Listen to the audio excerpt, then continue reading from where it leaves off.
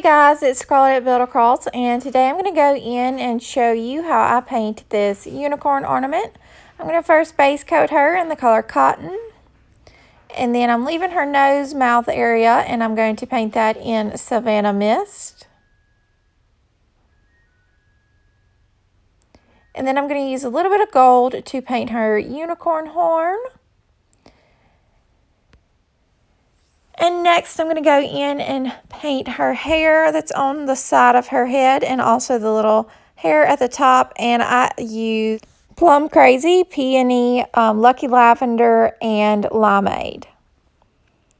And I also use that peony for her nose. And now I'm going in with a little bit of black paint and a number 4 round to paint her eyes.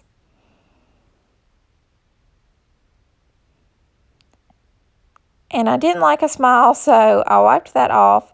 And I'll go back in and cover that up with a little bit more of Savannah Mist. And just go in and outlining everything here and there. And then I'm going to let that dry and go in with my Sharpie brushstroke marker and just do a little hand lettering. And then that is it. I hope you guys enjoyed this video and have a great day.